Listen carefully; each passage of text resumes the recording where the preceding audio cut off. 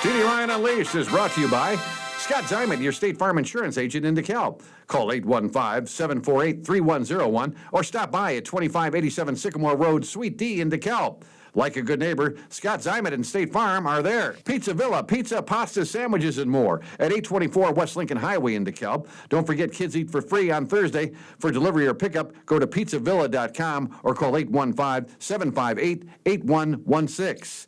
Elder Care Services of DeKalb. Safe, secure, and supported, helping you stay in home where you want to be. Call 815-758-6550 or stop in at 1701 East Lincoln Highway in DeKalb or on the web at ecsdekalb.org. My Insurance Guy in Sycamore covers Medicare to auto care and everything in between. Stop by at 204 South Main Street in Sycamore. Call 815-899-0950 or online at myinsuranceguy.com. And welcome into TD Ryan Unleashed News Podcast number 37. Always with us, the oak tree of the news department, Dan Lynch. Dan, how you doing today, buddy? I'm good. It's going to be 60 tomorrow. That's right. They're ready to regale us with DeKalb County news. And we are a very special guest. We have here DeKalb County Clerk Tasha Sims is joining us. I always want to call you Sasha Timms for some reason.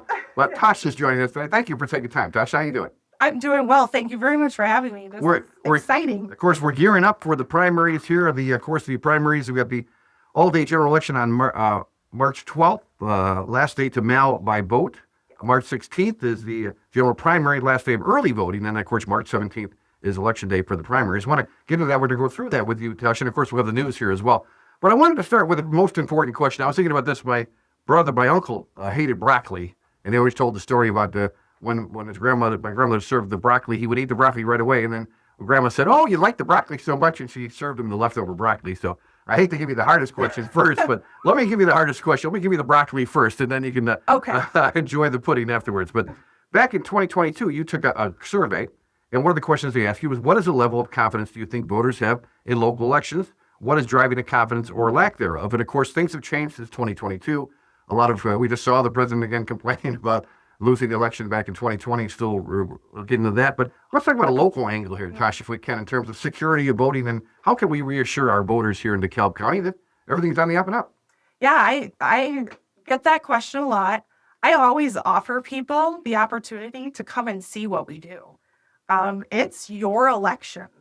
You elected, me, but we have our amazing staff that does everything that they do.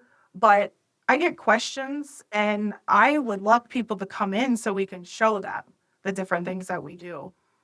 I have worked in elections. My first one was in 2008 that I helped with. And,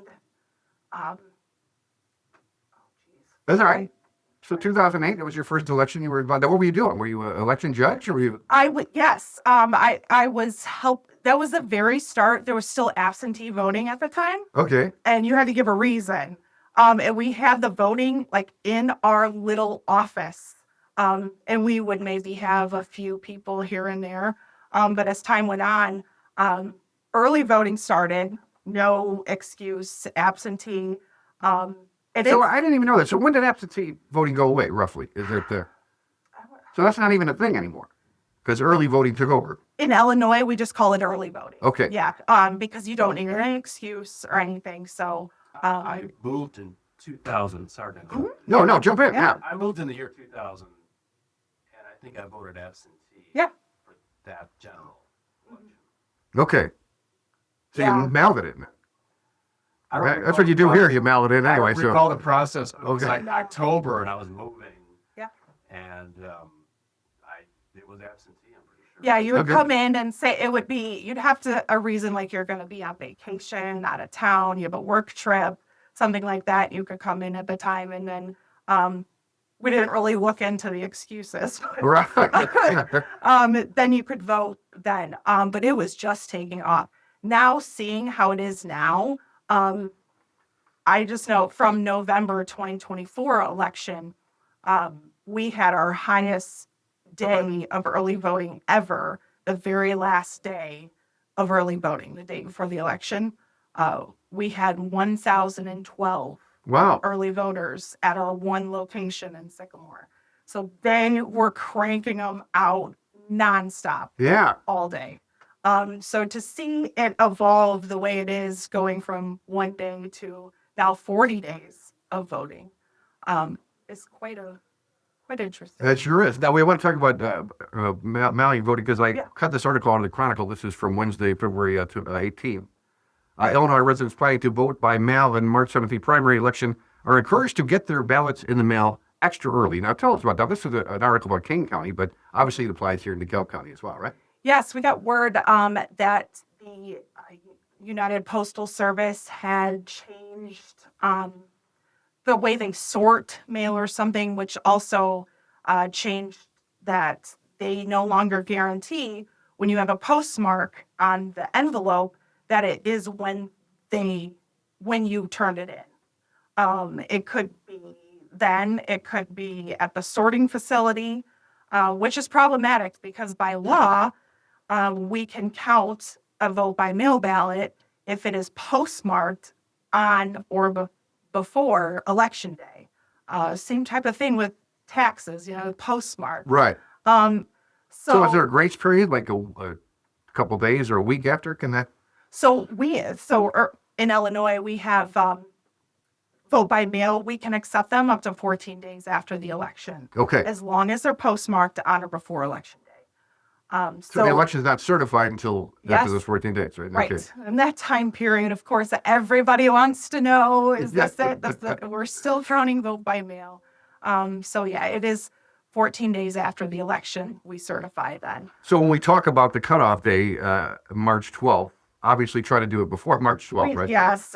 So in all of our vote by mails that we sent out, we sent a little extra insert in them explaining that, due to these changes, we would strongly recommend you get your vote by mail ballot back ASAP. A couple different ways to do that.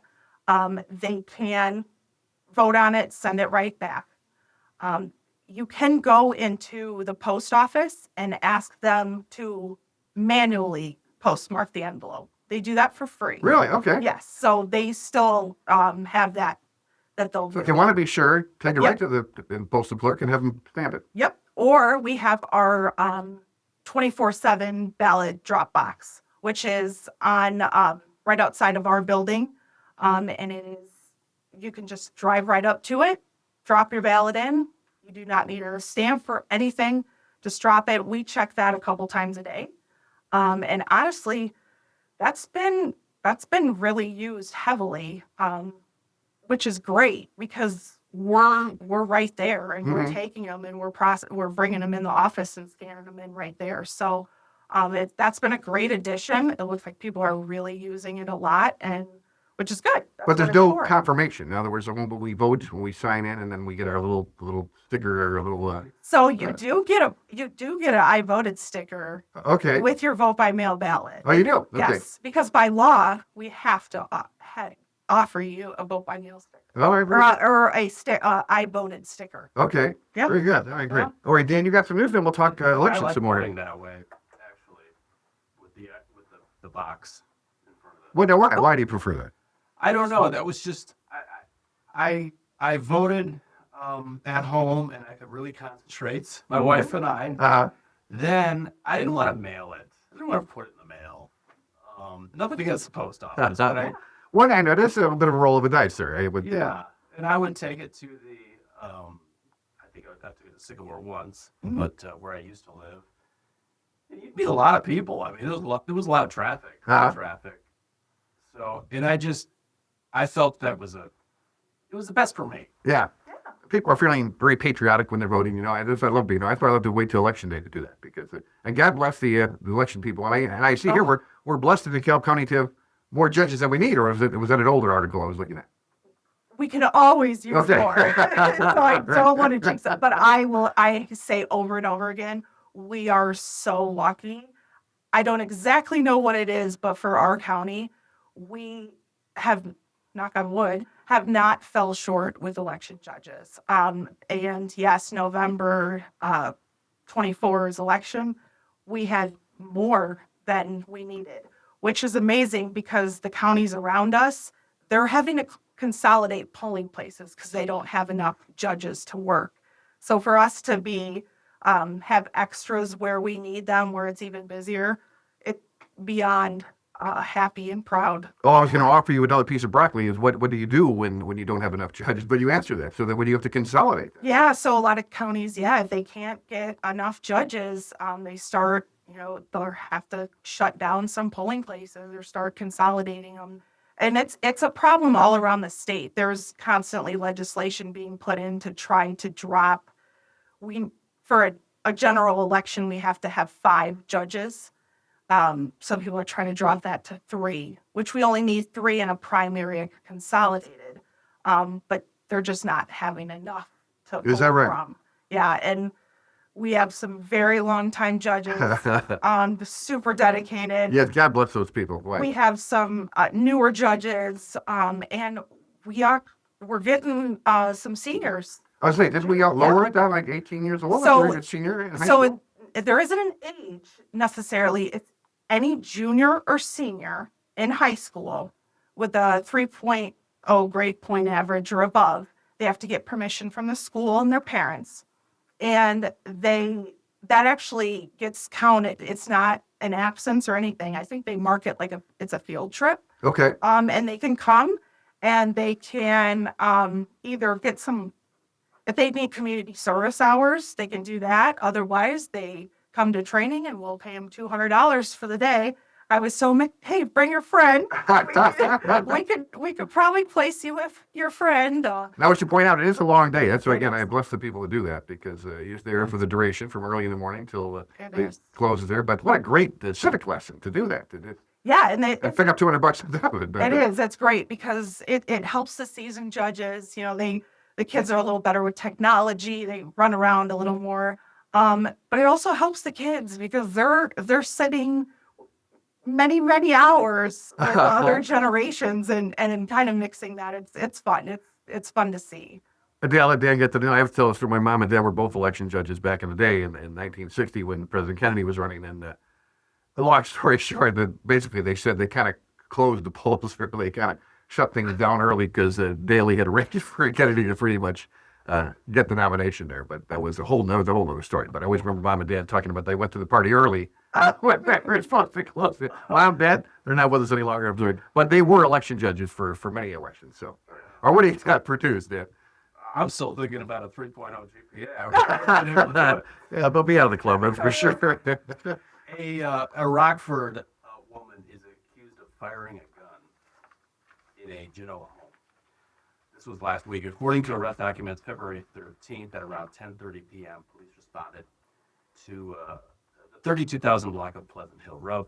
A 61-year-old male told police that he and his girlfriend got into an argument over their dog and their cat not getting along. Police say the man and the girlfriend appeared to be intoxicated. Leslie Dean is accused of shoving her boyfriend, causing him to fall and cut his head, where he then needed medical attention.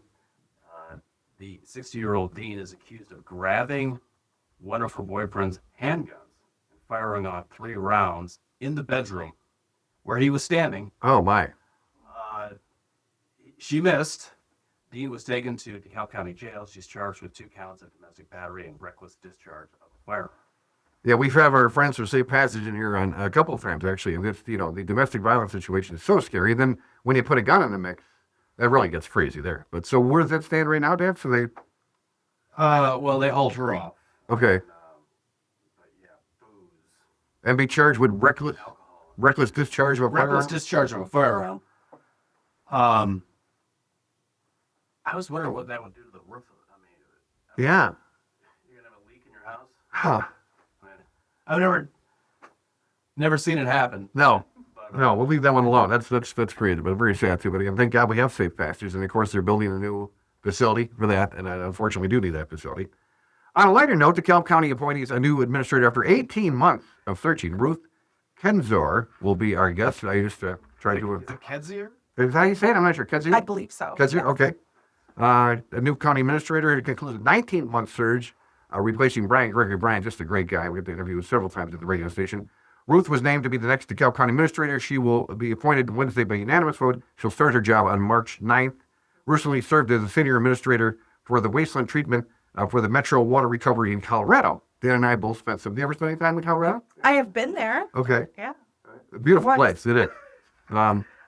Also, DeKalb County Board, Ellingsworth Webb, a Democrat for District 9, said her total compensation package, $238,000. Now, it's $185,000 base salary, and then with the bonus benefits, it comes up to $238,000. Not too bad there, too. But so she's coming from Colorado. She will take over for Derek Highland, who was appointed interim DeKalb County Administrator in the summer of 2024.